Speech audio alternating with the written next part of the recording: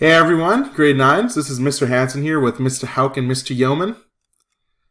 They look beautiful. Me, I'm hiding because I have to record this and I don't have a webcam on my computer and I don't want to record using a Chromebook. So, sorry guys, you'll have to look at my static picture.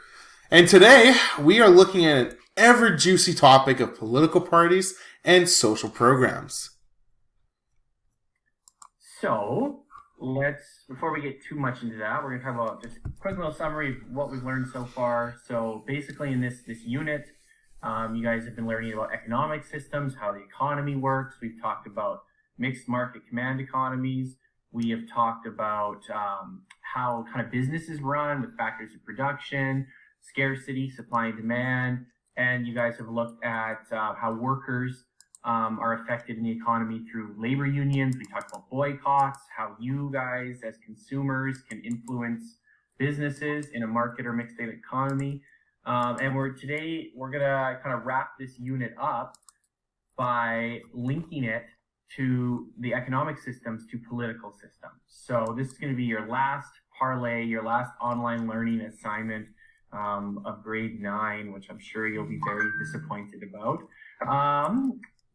So what are you going to learn in these series of videos, this assignment? What you're going to learn about is the difference between the political parties in Canada. I'm sure most of us know you got Liberals, Conservatives, you got NDP.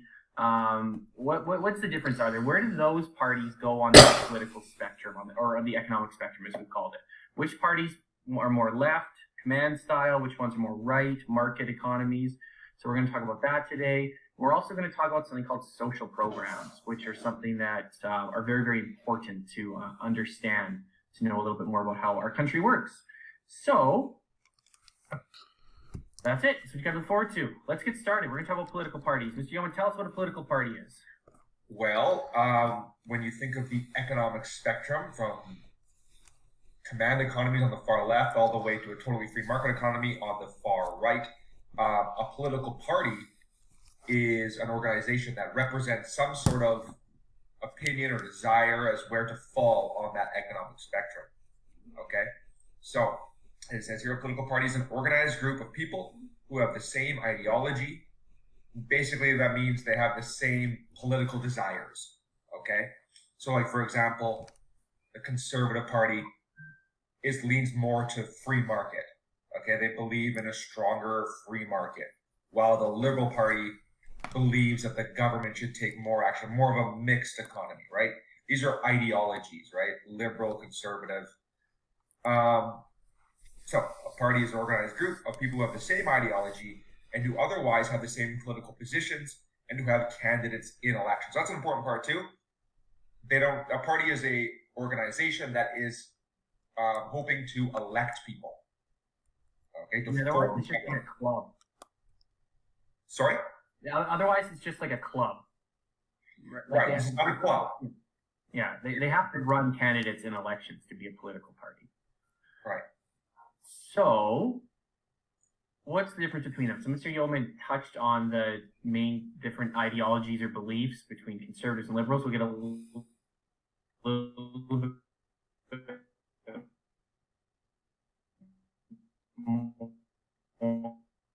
more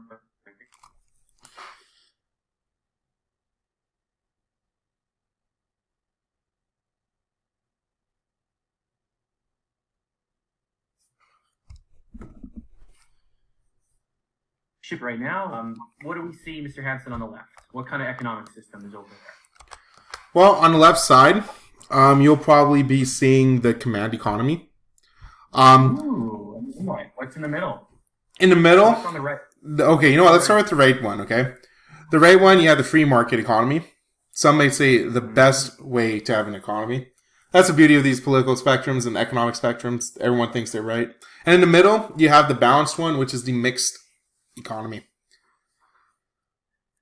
And when it comes to command economy, as we know, you're going to see more government involvement, and we'll talk a little bit about what that actually means today, now that we're talking about political systems. So if you have an election and you elect a party that is more on the left, that means that party is going to be more involved in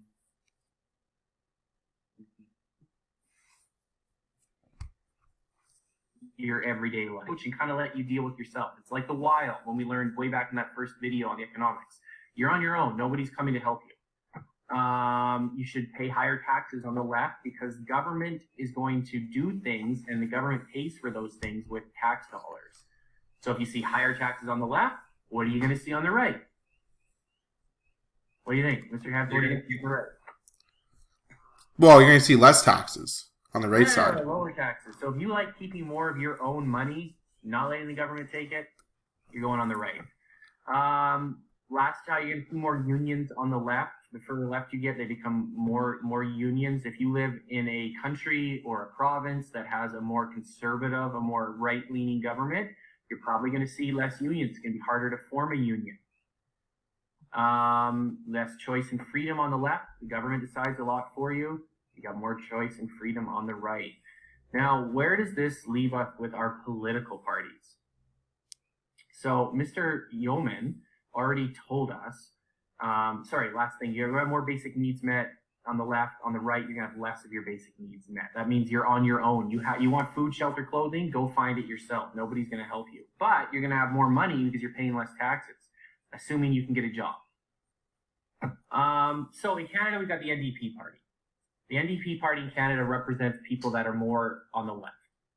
So this means that if you're somebody that supports these things, you're probably looking to vote for the NDP.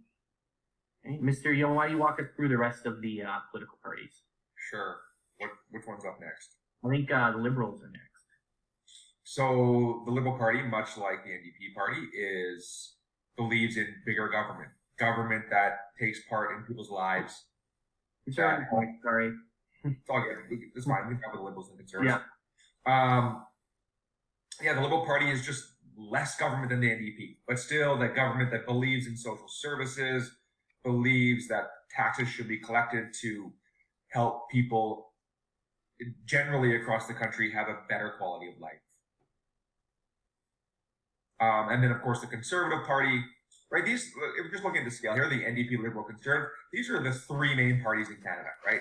And you can see where they fall on the spectrum, right? The Liberal Party is sort of the center party. They believe in a mixed economy, but only to a certain degree. The NDP believe that more action should be taken by the government, environmental regulations, far more social services even that the Liberal Party wouldn't be willing to create. Like, for example, in our last election, the NDP wanted free dental care for the whole country, which currently the country does not have. The only way you can get dental care in Canada is if you pay out of your own pocket, or you have a job and you get benefits from that job, such as dental coverage, okay? The Liberals would be opposed to free dental coverage across the country. The Conservatives, they would be opposed to dental care as well. They are closer to a market economy. They believe in less government involvement, less social services. Why? Because then they can collect less taxes, and then people have more money, and if they have more money, they'll spend more money, which will make the economy grow, according to their ideology. Yeah, a good example of that is in a long time ago, and I think it was in 2006, the Liberal government was in power. That was Paul Martin was the prime minister. And in the election, he had promised that if re-elected, the Liberals would introduce universal childcare. That means every person in the country that had children would be able to send their children to daycare for almost nothing. Now, obviously, that kind of a program would cost a lot of money, so the Liberals would have to raise taxes to pay for that. In the same election, the Conservatives said they wouldn't do that. They didn't want to raise your taxes and tell you where to send your kids to daycare. So when the Conservatives won that election, instead of introducing daycare, they lowered taxes and just gave money back to parents and said, spend it however you want. Right. It should be, that's a great example. It should be noted that while and that still happens today, right? If you have children of a certain age that need daycare, you get supplements from the government. You get tax cuts, basically. Okay? Mm-hmm. But it should be noted that those taxes do not cover the whole cost, right? No. And so with the plan that the Liberals were proposing, a national plan, would have saved parents a lot of money. Mm-hmm. Okay? We'll get more into that a little bit later when we talk about taxes and stuff like that. But No, but hold on. This is a good example, though, because the thing is, right, how many people across the country actually have children of that age, right? It's not a large amount of people. That's hence why most people probably supported the Conservative government on that issue. They don't want to pay for people's childcare if they don't have children of that age. Yeah, and that's the thing with taxes. When taxes go up, they go up on everybody. So, like, Mr. Hansen has no kids, but his taxes are going up just as much as mine do. And when I would be somebody that would take advantage of that program in a little bit. So that's something that some people don't like. They're like, well, I chose not to have children, so why should my taxes go up to pay for somebody else's daycare?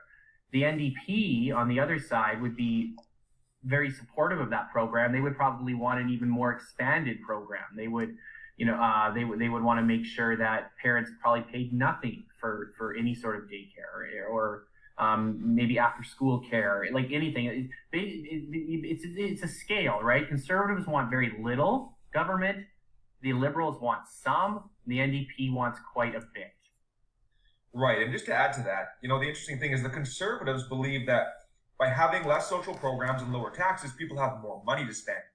But, it's not really that black and white. I mean, if you have more social programs, these things that you have to buy, like healthcare or dental care or daycare or whatever it is, you have to buy these things. And so if we buy them collectively together, then you actually have a large group of people who save money. And in turn, even though they're paying for these things through taxes, they're actually saving a lot of money that they can in turn spend elsewhere in the economy. Yeah, just the childcare example. I'm sure a lot of you guys watching this, you have younger siblings and stuff. They might be in daycare. Daycare can cost like over $1,000 a month. Under like the Liberal plan in 2006, your taxes might go up like $500 in the whole year. But so you're paying $500 more in taxes, but you're saving $1,000 a month. So it's actually saving you money. Now, if you're a person that has no kids, you're paying zero for childcare anyway, and your taxes have gone up $500. So you're not so happy about it. But if you have kids, it's a pretty good program. And we'll talk more about healthcare too later on, or education. I mean, if the government doesn't pay for that, you still need to go to the doctor. You still need to go to school. If they're not paying for it, you're paying for it. So you might be paying less taxes, but you're still, like Mr. Yeoman said, having to pay for these programs. It's not really an option. We've got one other political party in Canada that's a fairly significant party. It's the Green Party. The Green Party is a little tricky to place on this spectrum. They move around a little bit, but I think overall they lean more to the left. I'm sure the Green Party agrees with the NDP and the Liberals on quite a few things. Not right. everything. Yeah, the Green Party's main position is environmental regulation, which means laws that businesses would have to follow regarding the potential environmental impact they might have. Yeah, so they don't want to leave it up to businesses. The Conservatives would say, let's leave it up to businesses to make their businesses more environmentally friendly. These parties over here, especially the Green and the NDP, would say if we leave it up to businesses, they're not going to do anything. So we have to pass laws. That's to force them to do it. So a good example of that would be right here in Alberta. We had an NDP government. They moved the province to the left. They introduced a carbon tax. Then we elected a Conservative government in Alberta, and they moved us to the right, and they got rid of the carbon tax and kind of said, businesses it'll be up to them to kind of make sure they're environmentally friendly. We're going to compare a little bit about the United States. So one thing that you should kind of get from this overall is that Canada, if we have three main political parties. The Green Party's kind of right there. They're getting closer. But of our four parties that receive a majority of votes in elections, three of them are on the center left. So what does that tell you about Canada?